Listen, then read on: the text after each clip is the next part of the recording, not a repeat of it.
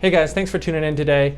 What I wanted to talk about is privacy policies. I've kind of covered this before, and I think basically what my last video about these was about was what's in a privacy policy. But today I want to talk about what makes a privacy policy good. Many privacy policies are just kind of legal mumbo jumbo jargon that doesn't really make sense, or it just kind of lays out very general terms about what kind of information a given website or service collects about you.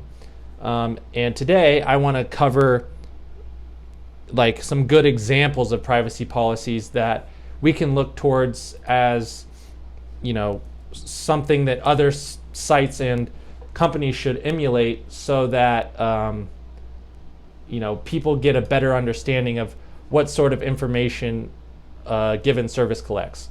So if you look at something like Facebook or Google, their privacy policy, and I know they've made some updates to this in the last couple years.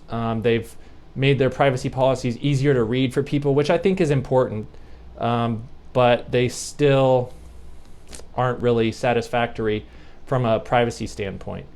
So first of all, Google and Facebook, these companies and other companies like them, their privacy policies are going to say we collect information about who you are, what you do on our site. Basically anything they can track, they will track, and they include that in their privacy policy.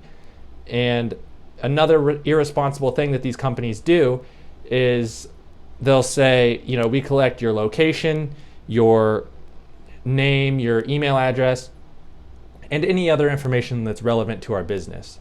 So if someone's just casually reading through it, they'll be like, oh, well, all they collect is my name, email address, whatever.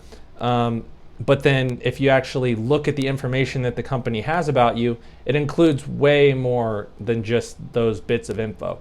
I know that the first time I checked like my activity in Google, myactivity.google.com, I was surprised that Google had been collecting my location data for like the past 5 years. And I was confused because as far as I know, I don't have any Google apps installed on my phone.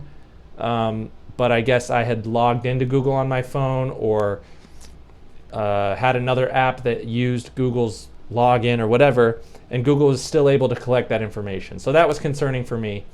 And I think we kind of need to move away from that, where businesses are able to just use these umbrella privacy policies to justify collecting every bit of information that they can get from you. So I just took a look at DuckDuckGo's privacy policy. It's definitely a lot different than something like Facebook or Google. And if you go to DuckDuckGo's privacy policy, the first thing it says is we don't collect or share personal information. And although they could include kind of some sketchy language in the rest of it that doesn't encompass that, I think that's a pretty good place to start, at least. So they kind of explain what information could be collected from you if you use their service. And I think they do a good job, because I could look at it and say that, oh, DuckDuckGo doesn't collect any information. That's great. But it actually goes into depth about ways that my information could potentially be accessed through my use of DuckDuckGo. And one of those things it talks about is search leakage. So if I am not using an encrypted connection and I go from DuckDuckGo to a certain website, that website may be able, through referral data, to decipher what search term I use to get there. And then whatever tracking that website does, they can collect whatever information they want. DuckDuckGo, can only do so much to protect my privacy once I leave the website. So I think they do a good job.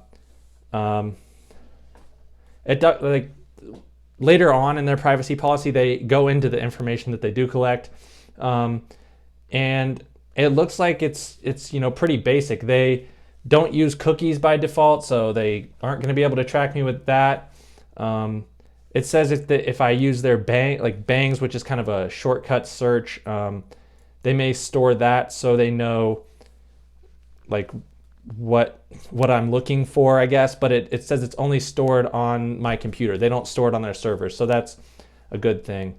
But I think just other privacy policies need to be, one, clear to read, so that if I go to a site and I want to see what information they collect, I can quickly find that information. I don't have to read through 100 dense paragraphs of confusing language to try to figure out what everything means. So I think other privacy tools like probably Startpage and other private search engines or private messengers like Signal, they're probably going to have privacy policies too. And my hope is that they just say that they don't collect any information, because as a privacy-friendly service, people shouldn't have to worry about what information is being collected just because they install your app or because they visit your website. So I think privacy policies have a long way to go, but I think potentially with regulations and with big companies like Google or whoever making changes to help people understand what a privacy policy actually means, we can get there. So thanks for watching this video, and I hope you guys have a good one.